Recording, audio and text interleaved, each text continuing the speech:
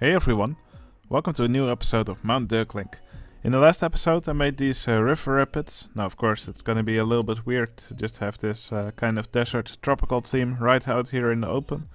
So in this episode I'm going to make a building around it.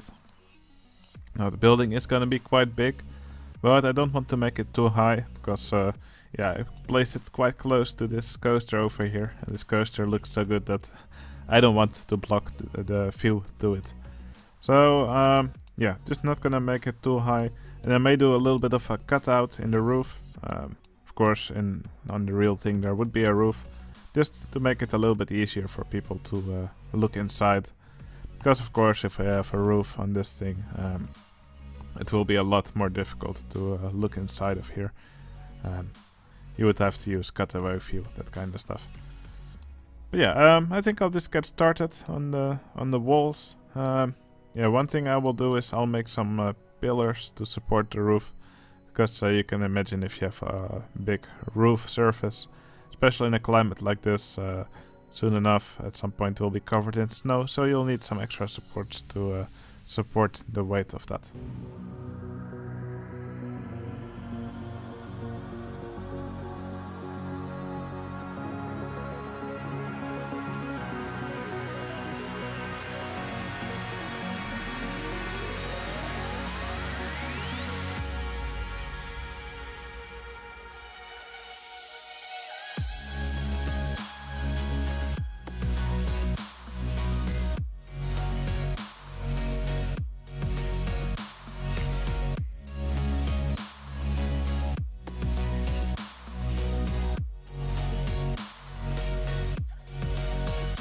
Now, as you can see, some of these walls are quite glitchy, but that will usually disappear whenever you put objects right next to them.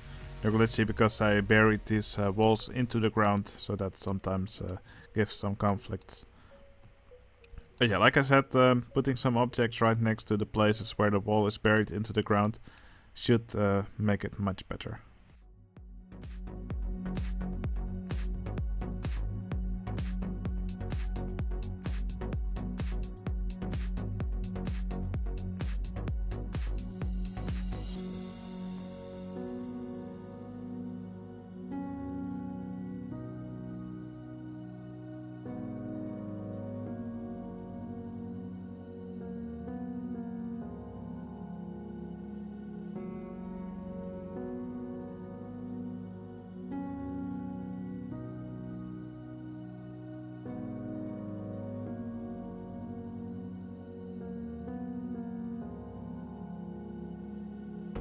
Okay, for these support pillars, I don't want them to have a pointy top like the tower has here.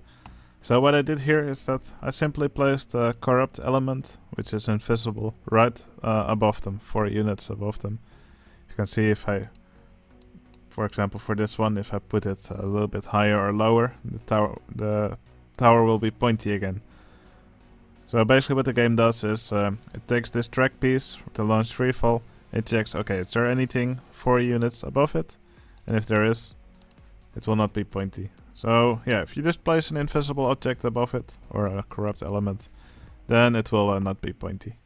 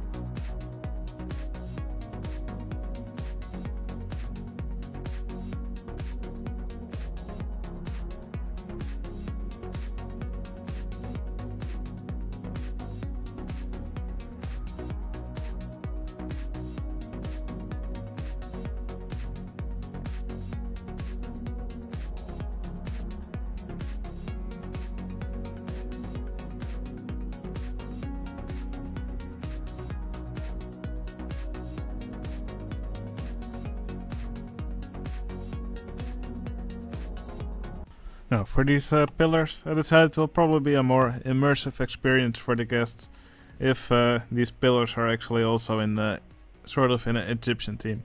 So I've decided to encase them in some of these Egyptian walls with these sandstone blocks, just to make it a little bit, yeah, more fitting for the actual theme. Now for these pillars, I think I will decorate them a little bit more. Maybe I'll put some signs on it with runes. Maybe I'll put some different colored pieces in between. I'll play with it a bit and see what looks nicest.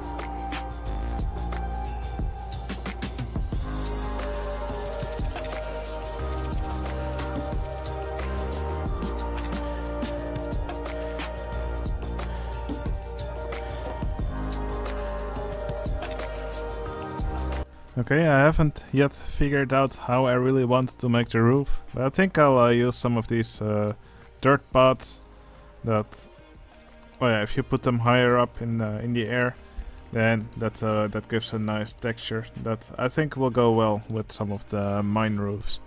So I'm talking about this texture right over here. I've seen some people use it as roofs before. I think it might look nice. Especially if combine it with this one. I think it's a nice way to make a larger surface. Now to make this roof more interesting, I did put some height differences in it, just to make it not look like a continuous flat surface, because that will really make the building look more boring. So yeah, I'm just gonna give this a try, see how it looks, and if I like it, I'll also do it for the rest of the building.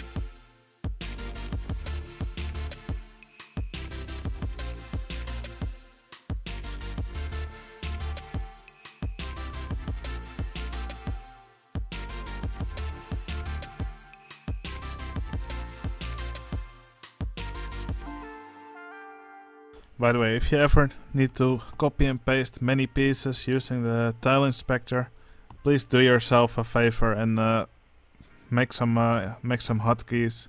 In the settings you can set hotkeys for several things, also some tile inspector actions. For example, I have set copying to Ctrl plus C and pasting to Ctrl plus V. So this way I can really quickly put down all these footpath pieces here on the roof.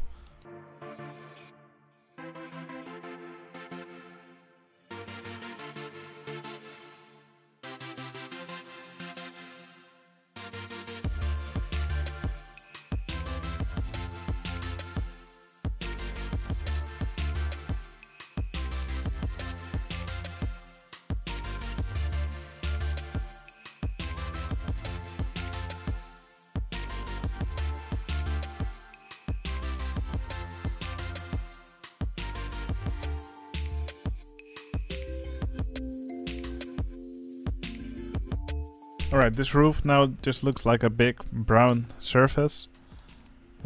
So to make it look more interesting, I'm just going to make a cutout in the roof, and that also gives a nicer look of the river rapids that are beneath it.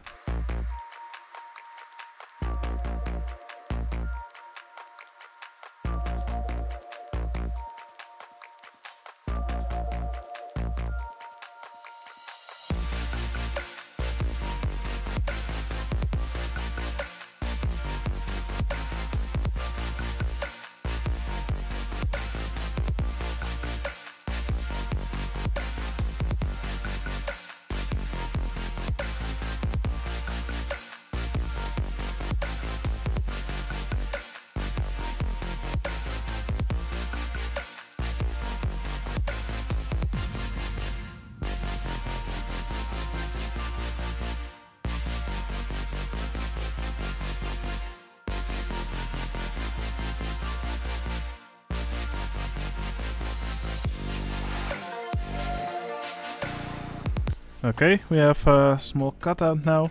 Now I made sure to put some of these ornamental pieces right under the ceiling, just to make it look a little bit more structurally sound. Also, I kept the connections with these supporting pillars that you can see in some of these places here. Yeah, all just to make it look a little bit more believable. Now I also put a sign on the roof saying use cutaway view. Obviously that sign is just for the viewer of the park, just so you can appreciate this the inside of this these river rapids a little bit more. So let's just use the cutaway view for a bit here. I think this looks really nice. I'm quite proud of what I put together here. I think this looks pretty good with all the Egyptian scenery. And yeah, it's just a nice little tropical setting. It gives I think it gives a nice contrast with the rest of the park.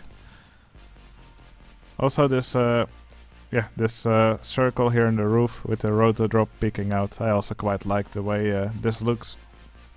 No, not really sure what would happen if it's actually snowing outside, because the snow would just come in here. I just like to pretend that they can somehow close this off. But yeah, there's just a few things left to do.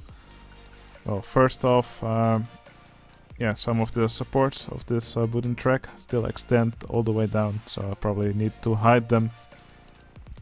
And I still need to work on the entrance of this area. So I want to make it a little bit different, just to show that this is an actual entrance. Not really sure how I'm going to do it yet, but I'll come up with something nice.